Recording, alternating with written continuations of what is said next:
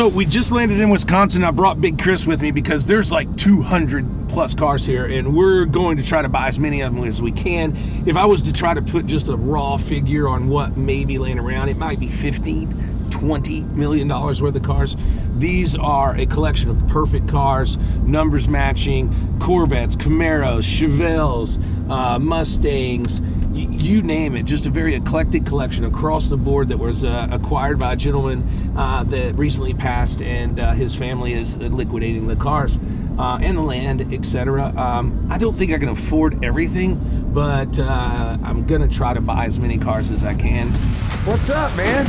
I don't even, Richard, I don't have it. At some point, we're gonna put the... What? Blazer about 450. Gas Monkey deals in cash. Is this thing right? Get you some of that. So, this could be the biggest purchase I've made ever. We're here to look at a giant collection of cars that has been accumulated over the last 2 decades, and one of the family members passed away. The rest of the family decided to get rid of the cars. It's a delicate situation when you're coming into that because there's a lot of emotion and sentiment are brought into these things. So we've got to kind of deal with it with a delicate touch. But there are some awesome cars based on the description and the photos I've already had. That's why we got up early and flew to Wisconsin. Do you know what Wisconsin is known for? Cheese curds. Cheese heads and the Green Bay Packers. What's a cheese curd? No one knows. But let's go check it out and see if we can't get something bought. A quick word from our sponsor, BetterHelp. As an entrepreneur, I can tell you that I understand the trials and tribulations and the stress and the challenges that owning your own business comes with. You really have to take the time to prioritize not only your physical health, but also your mental health. That's where my friends at BetterHelp come in. They have a team of over 30,000 licensed and experienced therapists that you can reach out to at any time. As soon as you answer a few questions about the type and the kind of therapy that you'd like to have, they're going to team you with one of the therapists that is best suited to suit your needs. And that means however you want to talk to them also, whether it's just chat, it's text, it's a phone call, or even a video call. And it's also whenever and wherever you have the time and energy to be able to put forth a little bit of effort for your own mental health. So if you're like me and could use a little help every once in a while, head over to betterhelp.com/GasMonkeyGarage. You're gonna get 10% off your first month, or you could just click the link below. Now, back to the video. All right. Damn, dude. And walk right into a 61 bubble. Jeez.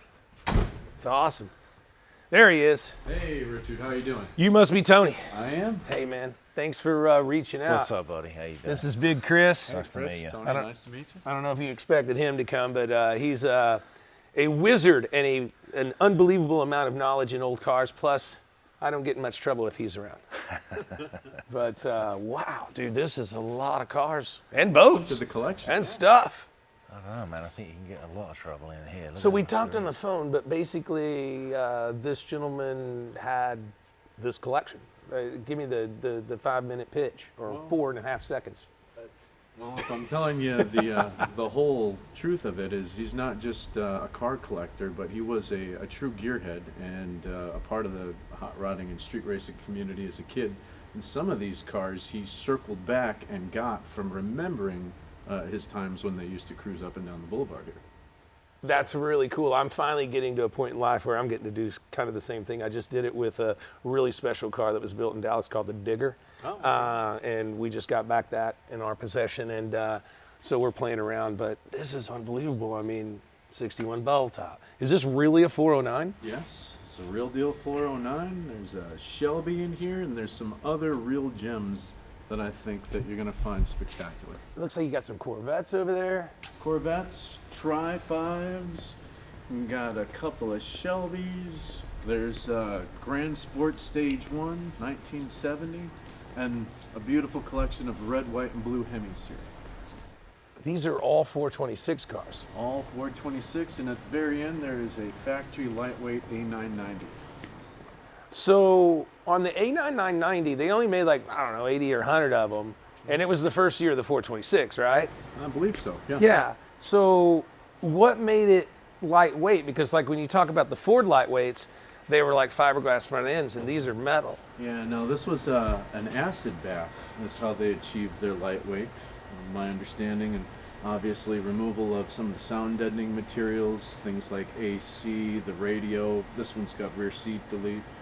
It's the beginning of the real, drag race coming through the dealerships, I guess. Wow. So the gentleman that owned all this, I know that he passed away, but he was involved with, you were telling me, with a charity. Yes, Cars Curing Kids. He was one of the founding members.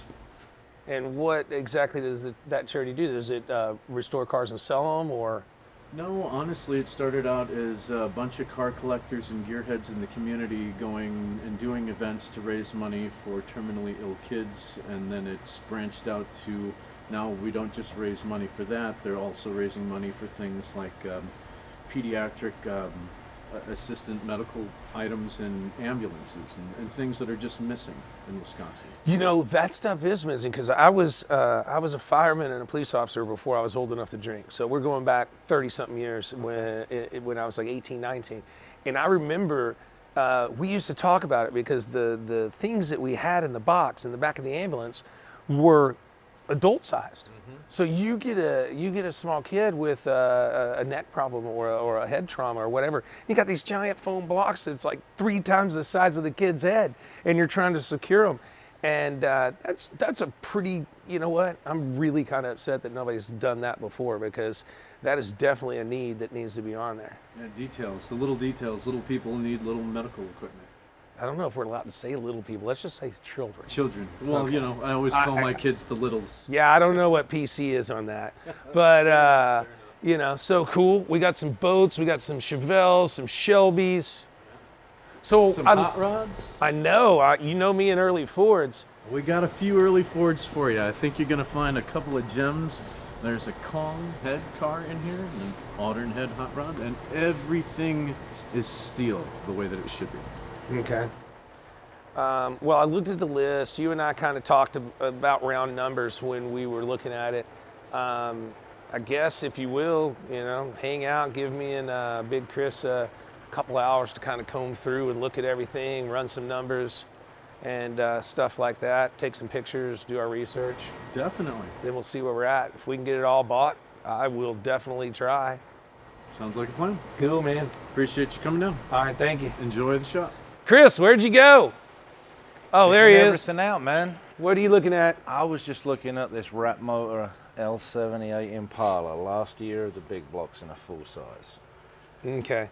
Well, why don't we do something that I can actually understand in my mind? Let's go to the front door, start from there. Order of vodka. Corvettes, and then we'll just work our way around through the Tri-5s, into the hot rods, back around here, the early Fords, and then we'll deal with the giant gorillas in the room, the red, white, and blue Hemis. One foul swoop.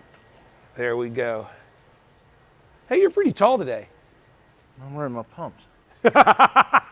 This one. Yeah, the 62-409 two-door. This is a bad dude, except it's a hot rod, not, a two-door Impala. Correct. This is a 409, Yes. ready to rock and roll, overly done, overly restored, absolutely perfect 409. 4-speed, on the floor. This is the best restored car here. Yes. The Barstool. I am not driving, I don't know. He said that everybody that's ever driven this has ridden it once and then put it away. But this is called the Horsefly. This is the same guy that made the Haas motorcycles. They made one of these, or 2 of these, or I don't know. But I don't particularly fancy sitting on a small block Chevy with the crown jewels so close to the fuel system. there are no crown jewels. It's just like Fort Knox. It's empty. It's true. It's true. Mr. Chris. Okay, so now we got the coral and pink Chevy. 55, probably one of the most disgusting color combos ever, but a nice car. This is not pink, it is coral. This car does not hurt my feelings, dude. I like this car. What if it peed on you or kicked you? Then it hurt your feelings? It can pretty hurt my shin. Little, but I mean, it's a 55 base model. This one is cool, but it's also a hard sell, because you got to find somebody that wants a Pontiac Correct. and a Bonneville and they want to fuck with fuel injection. But it's fucking rad. It is very nice. I like this. This 57 Nomad is overly restored, ready to rock and roll, with about 5,000 miles on it since restoration. Yeah. Original 283. No oil filter, original motor, as good as it gets. This thing's beautiful. It's a perfect car. What about underneath? It's the same as on top, dude. Absolutely. Okay, so we've got this 32 two-door sedan. It's got a regular hood. It doesn't have the extra louvers, but kind of just an old school build with a 327 automatic. And I'd say, you know, they kind of left the interior original, which is kind of weird.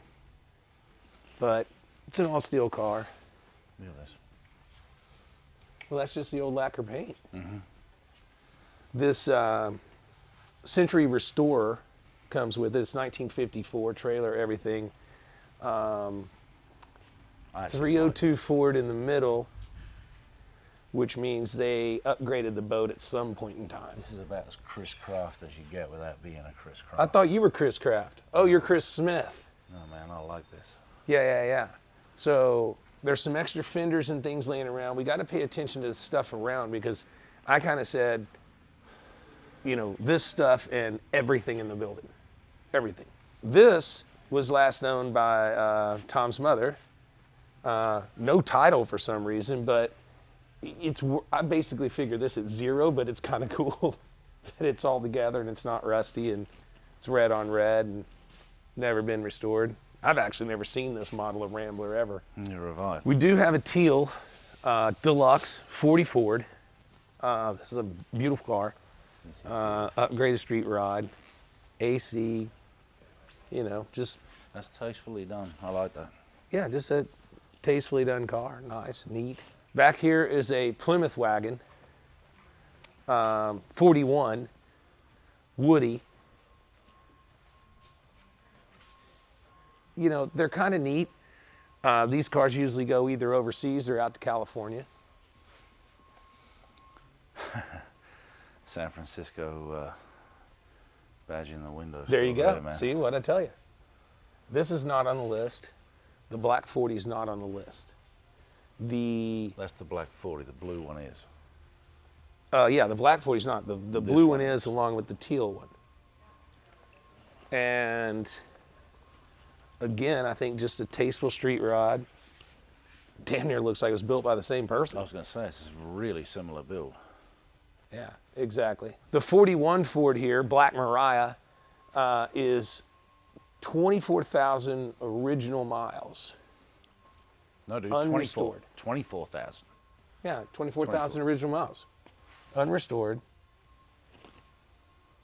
But it's a 41. And 41s are like just not super desirable. Yeah, that's your more wheelhouse than mine, man. Yeah. But we get into the cool stuff as far as me. This is.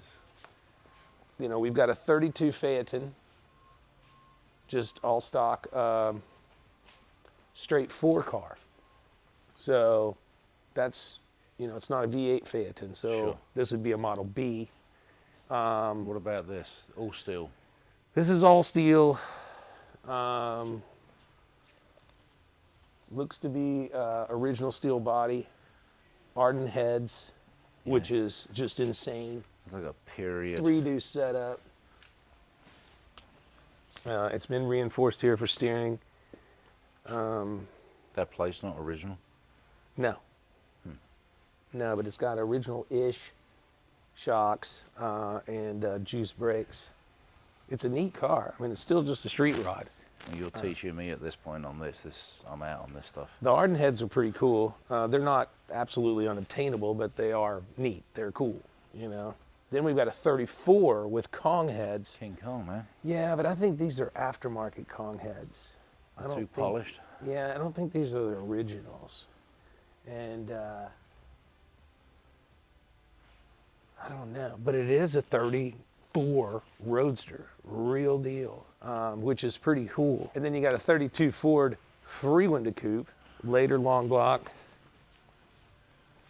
Eddie Meyer, heads and intake, pretty cool. This is just a seriously period correct street rod. No big deal. I think you had one of these that looked very similar to this. I have one right now. Well, no, we went to the Lone Star Roundup. You gave me one of these to drive. This Donzi boat, man, I don't know. This isn't. I've spent time around Donzi. I was expecting. This is the smallest Donzi boat I've ever seen. Well, it's got an inboard small block Chevy. I was expecting twin 454s or something. No, this is a tiny little. It's a weenie. Yeah. This is a novelty piece, dude. No one's going to run this boat out. No, this is a weird one, as it says. Weird one, as it says on the plate. Ordered to tow a fishing boat in the Colorado mountains. Yeah, 70,000 original miles, 327 V8, 4-speed. Another generator car. Unrestored car, which is cool, but it's a 4-door, man. Now, still kind of cool, but it's a 4-door. And it does have a tow hitch on it for pulling the boat. I think you put the restorer around behind it. You know, if anything, the paint on this car gets me more excited than the other stuff, because this is original. Yeah, it says mostly original paint in the description. This Cameo, I've never had a Cameo, only because I've just never really stumbled across one. Mm-hmm. But fiberglass bed in 1956 Big or back 7. window. I didn't look at the number, but let's see what it says. I'd say 57 without looking. It is 56, so take that. There you go. Shut me down. GS Stage 1, gold on brown, power steering, power brakes, AC. I like this car. Factory AC, 46,000 original miles, 8-track.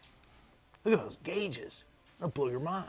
This one I've seen the video and I've looked at the stuff. This is an older hot rod, 5.0 motor. I mean, this is a Boyd Coddington special from the 90s. 90s. Yeah. But it is a Woody, and it could be kind of, I don't know. It is AC'd. It's currently registered in California.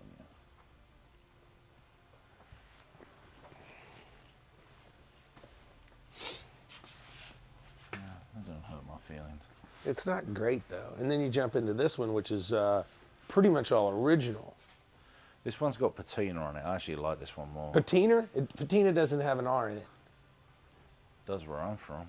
We invented the language.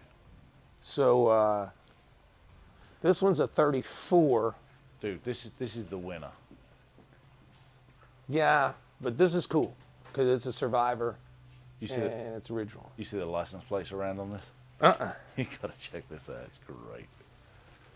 Bonneville Salt Flats 200-mile-an-hour club. Yeah. I don't think that car's ever done even 20 miles an hour. Yeah, But this is a really overly restored car too. it is. This thing is very, very pretty. Yeah, I like this. These are freaking so cool. God damn, look at that thing in there. I don't even know if I can get in this. Dude, look at the mechanism on the shifter. I think overly restored is the term. It's got a clutch and everything. Dude, I could literally pick you up and put you in my pocket right now in that thing.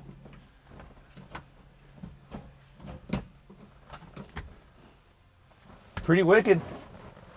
Yeah, that's nice. I think that would classify as a micro car. Now we get into the Shelby, which black jade. Silver jade. Is it silver jade? Silver jade. Okay. Automatic. No AC, but power steering and brakes. What's it look like underneath?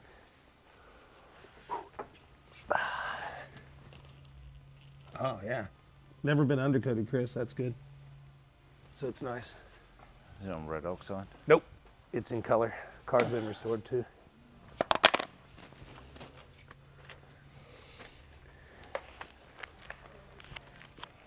Does have the build sheets. It does.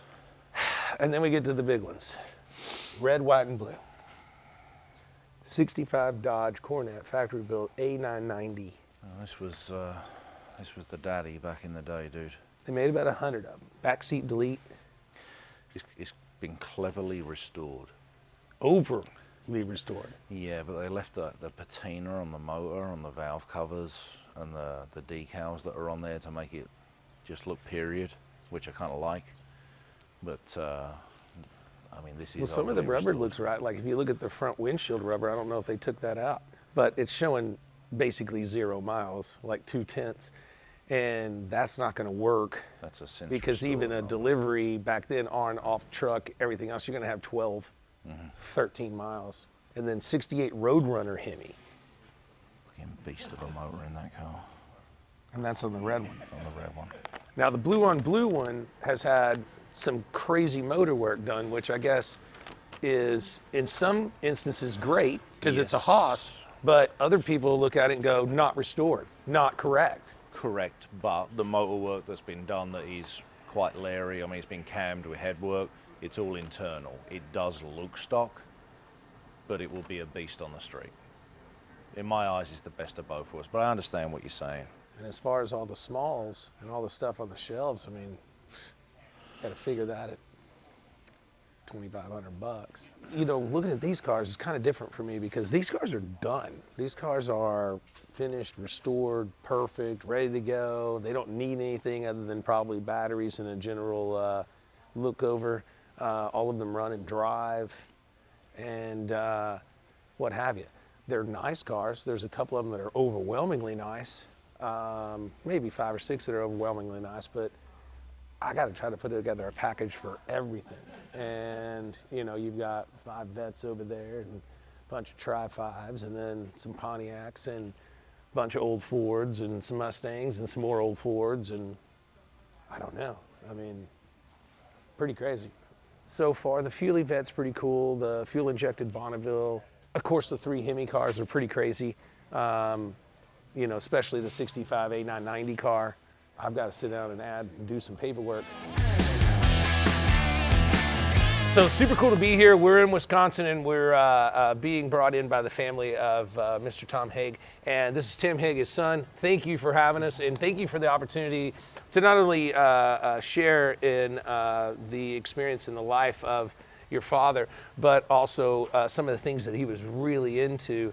And what I think is the coolest thing about this is that these cars, whether I get them or somebody else gets them, they're going to continue to go out there and be part of the history and part of what's going on. And in a disposable society that we live in right now, this is amazing. So tell me a little bit about your dad.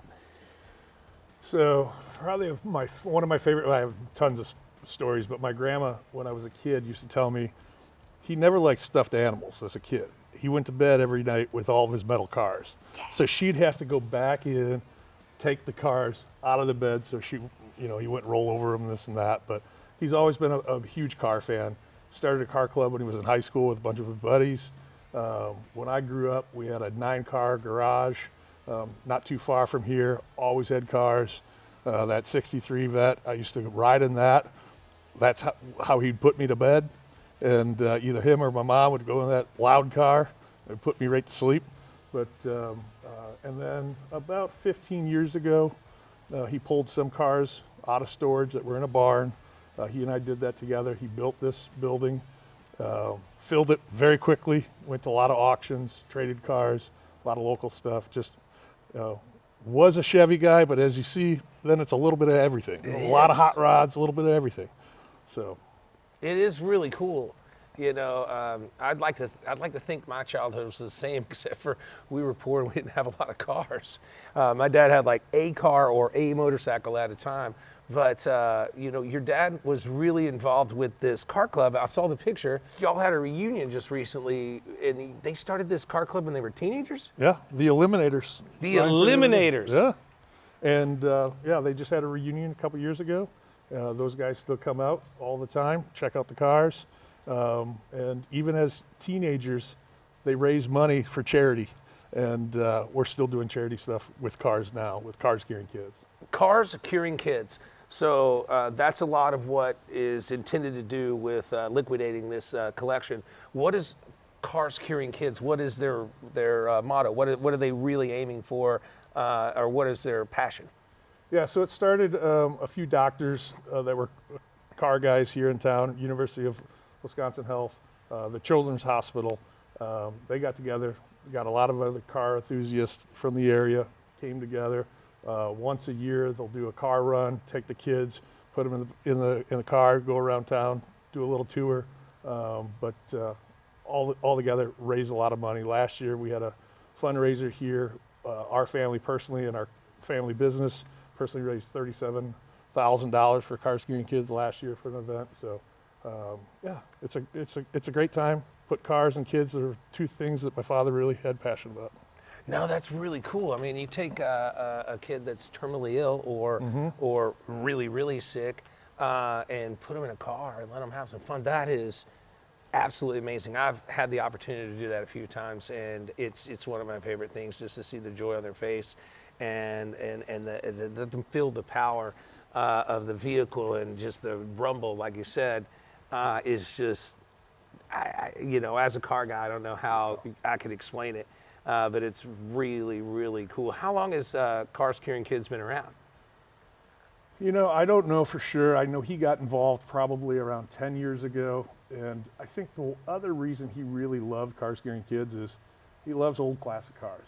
Look at all of this. Today's Absolutely. kids, there's a lot of kids today, they don't even want their driver's license. So anybody that was willing, and especially young people that were willing to come and look at old classic cars, he loved it. Loved it. I know the kids these days, they're like, I don't need a driver's license. No, I can you use got Uber, Uber, or yeah. I can take a cab or take the bus or whatever. I mean, I was one of those kids that applied for a hardship license at 14 and got my license to ride my motorcycle as long as it was under 100 cc's, but it had to be an Enduro with a headlight and tail light so I could ride to school. And I remember driving by the school bus and the kids would be like, oh, look at him. He's on his little, POS motorcycle. And I'm like, I'm not on the bus. See, the difference between you and I is I just drove without a license. So. Well, I was in the city, so I would have gotten in trouble and what have you. But so that's super cool. If you're watching this, check out carscuringkids.org.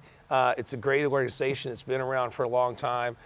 If you support us or Gas Monkey Foundation, make sure you're paying attention to these guys. And I tell you what I'm going to do, whether I get anything bought here or not. I'm going to write you a check for $10,000 for Car Skewing Kids. Thank you very much. All right. That well, means a lot. That's coming straight from Gas Monkey, and we're going to see what happens here. And hopefully, I didn't mean that as a bribe. So what's happening right now is basically we went through, this is our third time through. We've looked them over. We've done a little research on the old interwebs.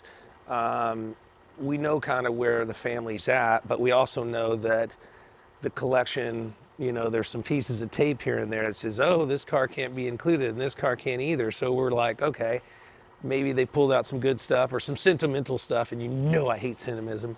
But now we put what I believe, and Chris and I agree on, is a wholesale figure on them, which means that's what we got to buy them for. Because now I've got to transport them. You got to think $1,500 a vehicle to transport them. Then you got to think, getting them ready to go sell, then sending them to an auction, and then paying the auction fees, and et cetera and so forth. So I think we're going to fall well short of where the family thinks that they want to be, which make this trip maybe off or not. But they did feed us pizza, and I have had some cold beers, so that's plus. But we're going to see where we're at. All right, Tony, so we checked everything out. I was really disappointed that the other green Ford next to the surfboards was not included. Yeah. So somebody snagged it? Unfortunately, these things have been on fire. So that one was spoken before I even knew, before it even came down. So Damn it. Unfortunately, that one is off the list. All right, so now that I've seen them, we've got some cars that have, all of them are great looking cars, don't get me wrong. But they, when we're looking at cars and we're trying to put a good wholesale figure all the way around and add a little bit of a premium for you because it's a collection, and then hope to get off of them. At least this, what, is it 28 vehicles instead of 29? 29, I believe, without that one. With that one gone. We was at 30 with that one gone, we're at 29, yeah. Okay. and then it's all the memorabilia, all the stuff on the shelves, pretty much everything in the building. I know the family wants to keep the dad's tools and, you know, a few things like that. All the pedal cars up there, everything else. I got to deduct a 80, 100 because that car's gone. You know, because that's a good car. You can't restore it for that. And then I got to deduct what I've seen. So, and I'm talking now. No ifs, ands, or buts, no pullbacks, no whammies, or any of that. Give me a few minutes. Do you have any more beer? I got plenty more beer. Well, I'll be right here. Sounds good. I'll be back. Done deal.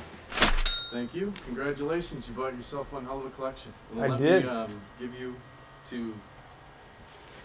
Hello, man.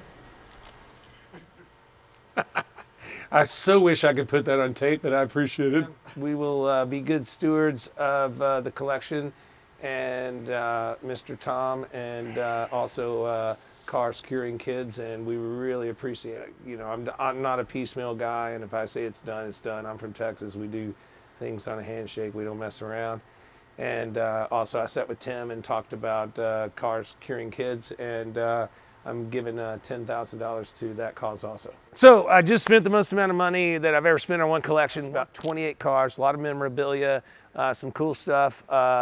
The gentleman, Tom, that passed away, everybody that was here was telling me what an awesome person he was. He was really involved in the car community, even as a teenager, formed their own car club, which they were still meeting and still are, even though Mr. Tom's not here with us.